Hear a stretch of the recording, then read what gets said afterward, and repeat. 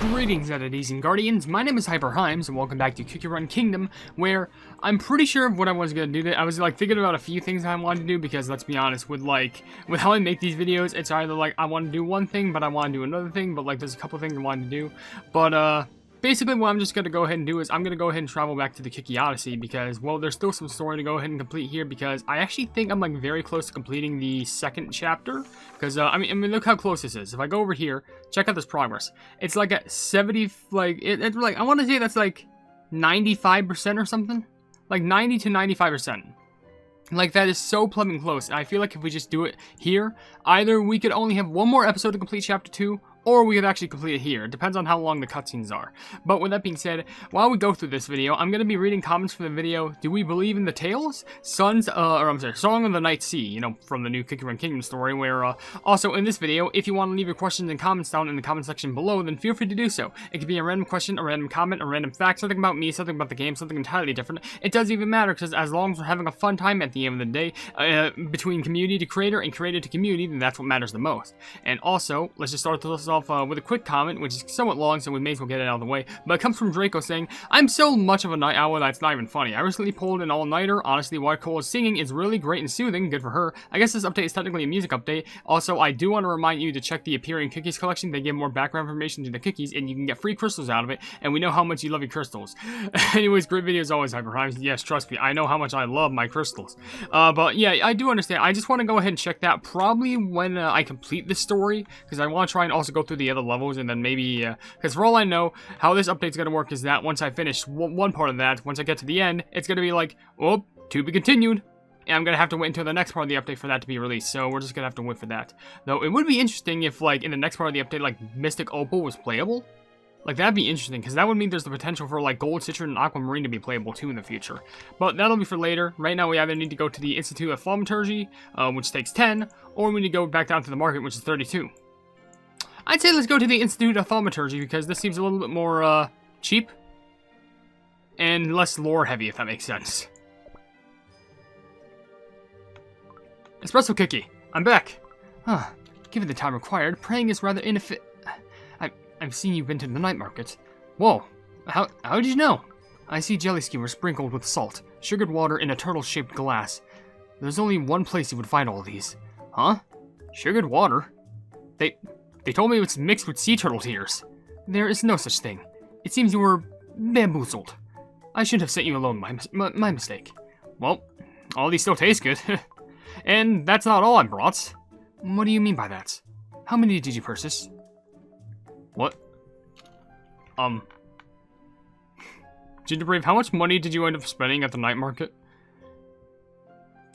Well, I mean, to be fair, now I kind of understand, like, you know, I kind of assumed that the night market was just like, oh, it's just like a nice, like, small town just to go ahead and, like, buy some stuff, you know, more handcrafted stuff that's not from big corporations. Seems a lot more like a scam center now that I think about it. Which I guess when you live in the suburbs, you kind of do whatever it takes to make money, but still. But anyway, before we go ahead and get to the big cutscene, because I know this next cutscene is most likely going to be big, we'll read a few comments. Like there's one from MLG Bower or Persona 5 Boy 10 saying, "It's funny to me that you have Starcola Cookie team up with the king who stopped a beast cookie, a paladin, a pianist, and the beast that was stopped by said king." I mean, to be fair, you work with what you got, and I know she doesn't know any of the cookies, but you know what, as long as they help her on the quest, then it's fine. But also, Lena G left a comment saying, "Common question of the day, I'm an early bird." Okay, fair enough. And also, Gamer360 left a comment saying, "White coral is a type of coral who's dying or already dead. The fact that she said the sugar swan is made of honey is proof of some sort of memory issue, and especially considering one of her notes is in the collection. Especially since there's implications that sugar swan was born from the sweetest star cornet, which caused the Dessert King's Big Bang."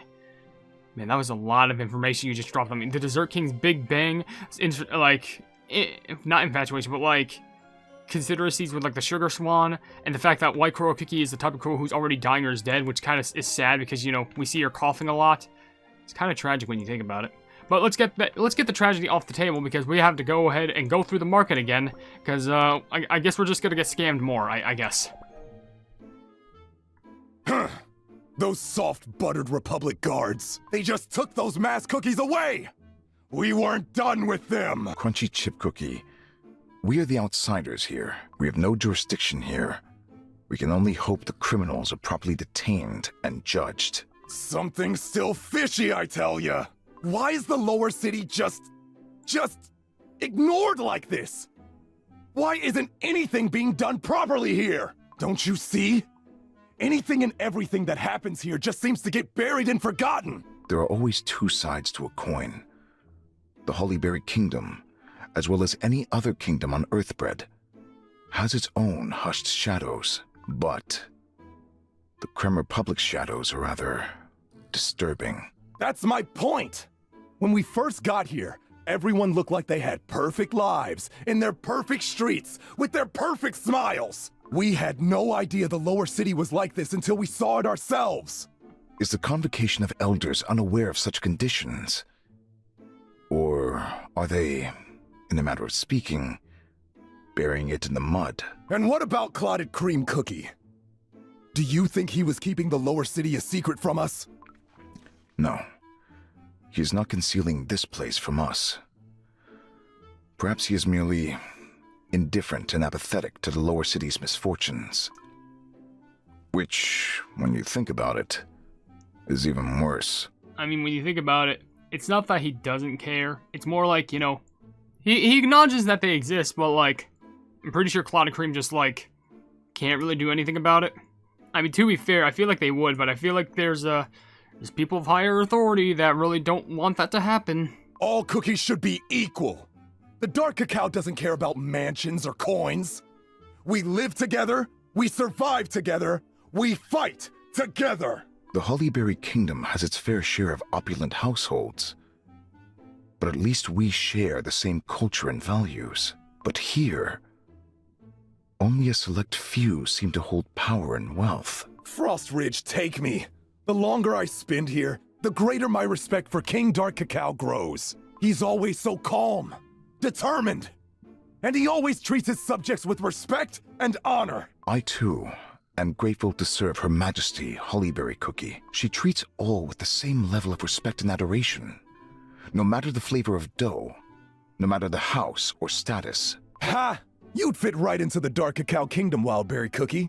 You should come visit one day. There's nothing like it. Training in the cold, icy wind, and looking upon the snowy peaks. The Wildberry Kingdom would suit you as well. You may quite enjoy Wildberry in life. You'd find many a trustworthy colleague there, and may wish to stay indefinitely. Hey, want to make a bet once we get back? A bet on who wants to visit whose kingdom more. I'm warning you, though. You're gonna love the Dark Cacao Kingdom. I know it. I agree to this wager. I guarantee you will learn to admire the Wildberry Kingdom. I am certain. I mean, to be fair, if I am going to be honest, I really think both can kind of fit in the kingdom as well. I feel like if I am going to be 100% blunt, I feel like Crunchy Chip would kind of have a little bit of a harder time struggling with the Wildberry Kingdom, because I feel like the Wildberrians would be a lot more, I guess, generous. And I think Crunchy Chip would deal with a lot more, like, you know, having to struggle to survive, like, you know, because, you know, they're usually struggling to get the food, like, fighting for their place, and making sure that him and also his cream wolves are actually staying fine. Well, with Wildberry, I think he could survive, you know, and manage through the Dark Cacao Kingdom, primarily just because, you know, he's built tough, he's meant to be a guard, he's meant to be a fighter, he's meant to be, you know, stay through tough conditions and stuff like that, so I think he'd actually be, like, perfect for that. Crunchy Chip might be a bit of a struggle, but it would be a struggle for, like, the wrong reasons, because it's not like, oh, he's gonna struggle because it's gonna be so hard. No, it's gonna be a struggle because he thinks it's gonna be, like, too easy. And, like, he's gonna think that stuff is, like, fishy and weird. I don't know, but that's just coming from me. So, with that being said, before we go ahead and continue on, I may as well read a few comments and get to a comment question of the day, because we're already nearly, like, halfway through this video. Because I do appreciate that cutscene, how, like, you know, they compare and contrast their, you know, their, not lords, but, like, you know, their kingdoms and where they came from, and how the other one is actually going to prefer one to the other. So, with that being said, there's a pleasant comment from the Iron Crusher saying Roomba. Yeah, it's just a Roomba. Anyway, there's also a few comments from Sparrow saying, yeah, I got to school. Don't spend your time looking at my videos. Make sure you do your work. I want you to pass. I want you to be successful.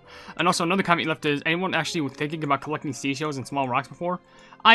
Honestly, you're kind of right on that regard. I wanted to do that at one point, but I thought they were impossible to search for on the beach.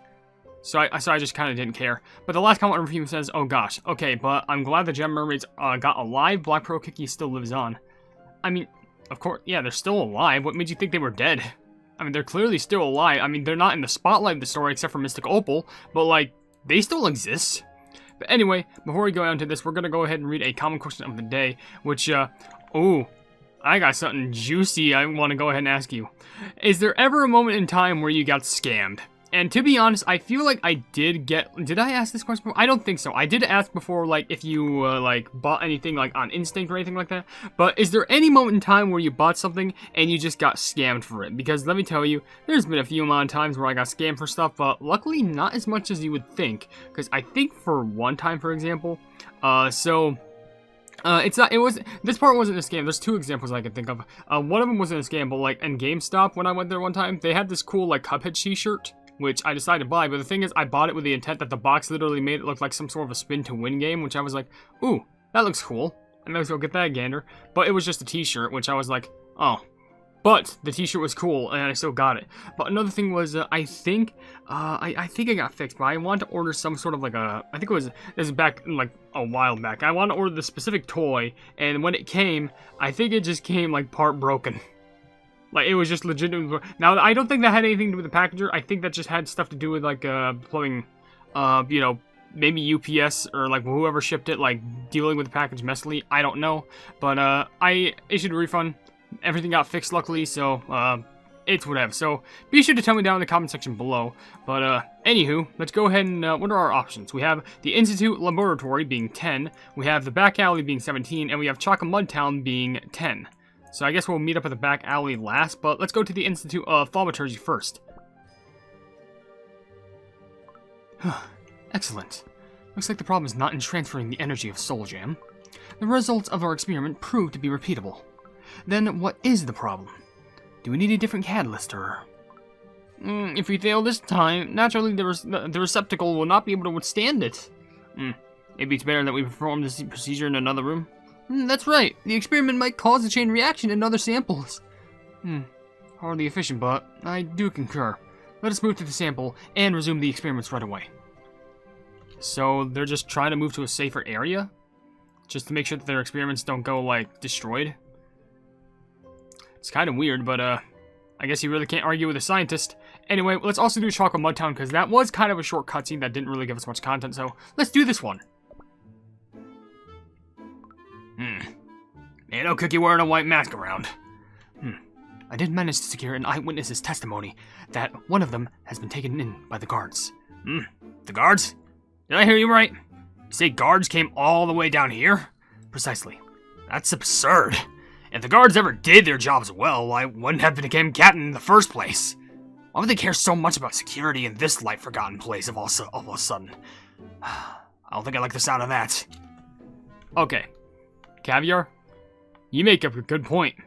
Why the plebs would well, how come guards would suddenly just pop up around here when it clearly seems like no one from the upper class, like, really cares?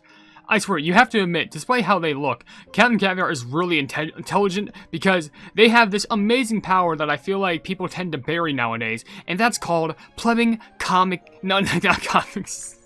Common sense. That's what I'm trying to say. They have plenty common sense. They're just taking one piece of the puzzle and thinking that, well, this doesn't fit here. Why is that possible?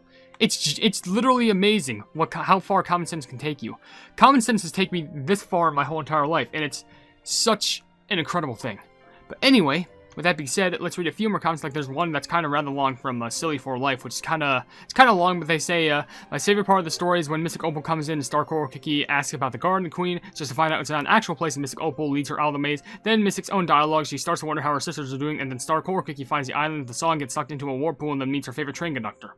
I'm pretty sure they just, I don't know what the rest of the comment says. I decided to stop reading, because I'm pretty sure they just decided to put in the rest of the story. And I'm not going to read the rest of the story yet. Because I'm actually going to go ahead and experience for myself. It's still a cool comment. I'll still, like, heart in favor, but I'm just going to make sure that, just maybe tell them that, like, not to spoil anything for me. I don't know, but also there's a comment from Sonic Gamer saying, Graham's got some chords. Who knew that such an old lady could sing? Yeah, I guess so, yeah. She does have some good singing voice right there. Anyway, this might be the last where are we? Nearly 15 minutes in. Shocking. Yeah, this potentially might be the last cutscene that we do. And then maybe I'll just finish up with some comments. But let's go back to the back alley then. My friends, our time has come. Our path to paradise will be open soon, provided by Providence itself. We will no longer trudge through the mud. We will no longer be caught in the dark, groveling to see the light of the sun. I just made a realization. I know it says missionary cookie. Am I the only one who feels like, with how she's speaking, she could be one of the cookies in the white masks? I know it seems insane, but I'm just saying, you know, kind of cloaked. She is wearing some white clothing under that. I don't know. It's just a theory. It might get disproved later, but who knows? What nonsense are you spouting this time? We don't need paradise for some grand unknown power. We need work. We need jobs. Open your eyes. Flush away the ignorance. Unravel your hearts. Only then will Providence pave the way to the sky. I see you are tirelessly delivering the words of truth to the crowds. Providence smiles upon you. Who the... How the pleb are you here? Thank you, good prior. Have you a report on the Cabal of Secrets' whereabouts? Unfortunately, they have been apprehended by the city guards. Fear not. I shall relay news of the Cabal's capture, but take caution. Our secret must not be unveiled. Providence will solve everything in time. I'm sorry I skipped a bit of that cutscene, but I'm just still shocked that somehow this has to do with the plebbing pastry order. I understand, prior.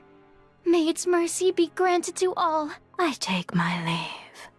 Continue preaching the words of truth, for one day, on that fateful day, all residing here will meet Providence. The hands of greatness, headdress of wisdom, and mountainous shadow will grace us all. Oh, you tell me we're just going back to normal? Okay, and... there's only just a tiny bit of story left. Should we save that as like a cliffhanger? I feel like we should save that as a cliffhanger. I feel like we should. Heck, for all I know, this last part might be like... I don't know, because I don't know how much of the story is left. I don't know if this is enough to fill it up. There might be like 1 or 2 cutscenes, which I might save for one video. I don't know. I could be this close to the end, and I don't have no. I think I'm just gonna have to save for the next video. Though, if in the next video, if this managed to be like the last cutscene, I might be a little bit upset. But let me tell you, I don't know. I don't know, because I don't know what the plebbing believe anymore. What the pleb is going on now? This is involving the plebbing pastry order, which now that makes me shady. That one cookie who's dressing in all white, looking like the plebbing priest, prior, whatever the pleb it is. I don't get it. I'm terrified. I'm gonna have to wait for the next video to do this, because now I'm stressed. Anyway, before we go ahead and finish this video off, I'm just gonna read a few more comments, because sheesh. What the pleb else could I say? Alright. There's a plebbing comment from Nydia saying the story's mid. Yeah, I'll be the one to judge that. Let me make it through the story first. There's also a few comments from Sugar Benefactor, one saying great video. Oh, well, thank you. And your other comment says, I'm an early bird, but I still stay up late. Okay, that's understandable. No worries about that. And the last comment comes from Ariane Funhouse saying, we finally have a new special episode, which is so beautiful. Also, Star Coral Cookie is cute. Yeah, she's pretty adorable, and I think this special episode is beautiful. I guess maybe, like, people complain about it because, like, you know, what it has in, like, graphics and, like, how beautiful it looks. And also some of the singing, it kind of lacks in the actual story concept because people are saying, like, the story's not good, the story's confusing, the story doesn't make any sense, it has, like, plot holes or something. I don't know, but I'm probably going to have to go ahead and get to the actual end of the story to actually figure all that out. But for that being said, I'll go ahead and check that out later. But for now, if you enjoy the video, then please be sure to leave a like on it and also share the video with your friends if you enjoy my Kick Your Run content. And if you enjoy my content in general, then why not subscribe and also hit the bell icon to be notified of whatever I do in the future. And also down below in the description, you'll see links to all of my social media, including a Twitter post where if it gets 10,000 likes, I can get the Kick Your Run YouTube stuff for absolutely free. There's also a link to my Discord server called the Hypenese Hub, a link to my merchandise where you can buy stuff to represent the channel, and lastly, a link to my Ko-fi where for just $1 a month, you can see exclusive content that you wouldn't normally see in this normal YouTube channel. But above all else, I will see you entities and guardians in the next video. Hail the Hypenese.